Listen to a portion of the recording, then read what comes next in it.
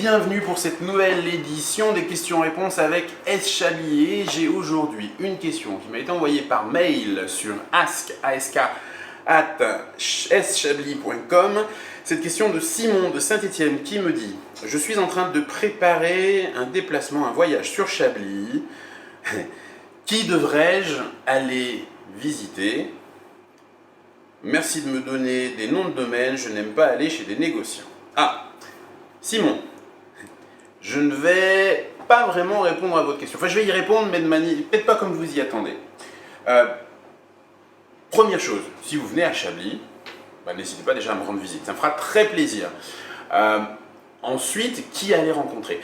J'allais dire, ça dépend vraiment de vous, ça dépend du style de vin que vous attendez, ça dépend du prix des vins que vous attendez, que vous recherchez. Mais pourquoi ne pas aller voir des négociants? Si vous voulez, en Bourgogne, de manière générale, et à Chablis, vous allez avoir trois familles, trois grandes familles. Les domaines, on va dire que ce sont des propriétaires qui vont faire de la bouteille, ou peut-être ne vont pas faire de la bouteille, qui vont simplement faire des raisins ou des jus, pour éventuellement les vendre, pour probablement les vendre.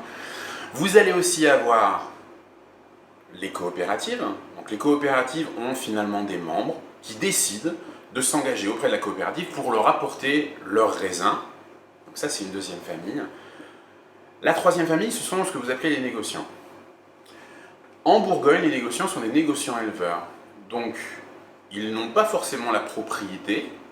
Par contre, ils vont faire des achats de raisins ou de jus pour faire eux-mêmes les vins. On n'est pas dans un système où les vins sont déjà faits, sont presque déjà embouteillés, et finalement, ce seraient des acteurs économiques qui ne font que mettre une étiquette sur une bouteille. On n'est pas du tout dans ce cadre-là.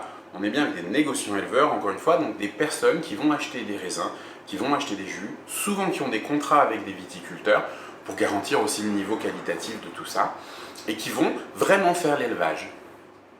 Donc si vous voulez vous concentrer sur les domaines, faites-le.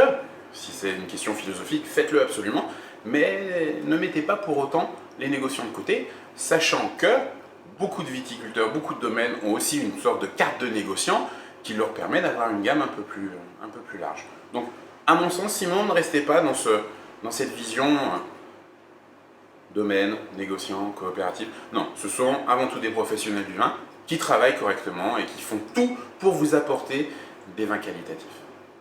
Je sais que ça n'a pas répondu entièrement à votre question. Encore une fois, n'hésitez pas à passer à la cave. Vous voyez qu'aujourd'hui, j'attends un groupe de 19 personnes, donc une personne de plus, une personne de moins, on arrivera toujours à s'en sortir. Et puis on parlera un petit peu des différents styles. Soit vous goûterez sur place, soit après vous vous lancerez à la découverte des différents domaines. À bientôt!